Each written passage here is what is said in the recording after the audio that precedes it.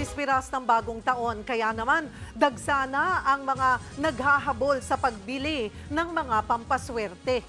Live mula sa Divisoria, nasa frontline ng balitang yan si Carrie Cater. Carrie, ano-anong pampaswerte sa 2025 ang mabenta ngayon? Cheryl, mula sa pagkain, iba't ibang bilog na prutas at kung ano-ano pang pampaswerte sa bagong taon, nandito yan lahat sa Divisoria. Kaya nga gaya ng nabanggit mo, bago ang bisperas bukas ay marami nang humahabol mamili para sa kanilang pagsalubong sa 2025. Pero bukod dito sa Divisoria, mabenta na rin ang mga Lucky Charm sa isa pang sikat na bilihan, ang Binondo. Hindi lang Lucky Charm bracelets ang binili ni Jacqueline para sa kanila ng kanyang mga anak sa Binondo. Meron ding Buddha at ibang mga pampaswerte sa pera. Taon-taon na raw namimili ng ganito si Jacqueline sa paniniwalang matutupad ang kanyang New Year wish. Lahat po ng kasi na-try ko na po yung mga iba. Sa awa ng Diyos naman ay meron namang pagbabago. Good health, prosperity, abundance. Matapos lahat yung aking anak sa pag-aaral. 200 pesos pataas ang Lucky Charm bracelets na tulad ng binili ni Jacqueline.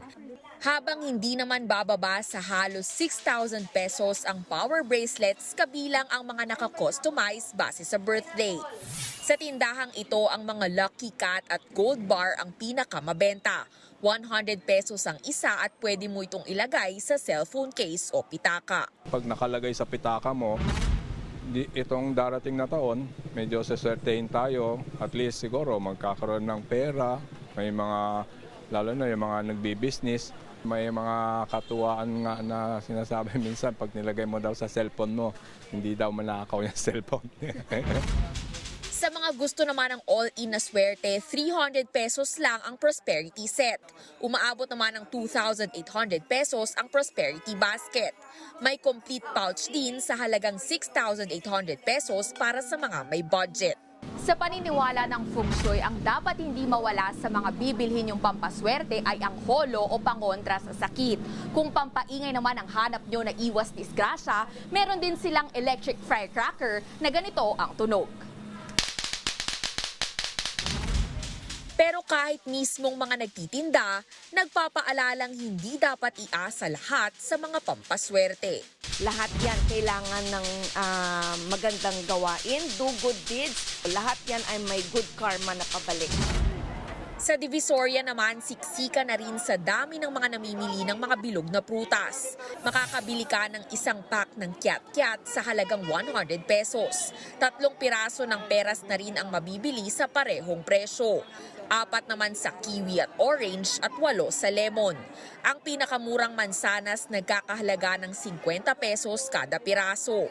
Habang naglalaro sa 100 hanggang 300 pesos ang grapes, melon, chico, lansones at pinya.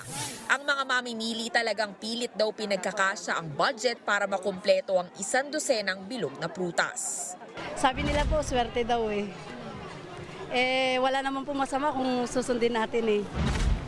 Para naman sa mga naghahanap ng tikoy na pwedeng idagdag sa medianoche, naglalaro ang presyo niyan sa 155 hanggang 285 pesos kada box.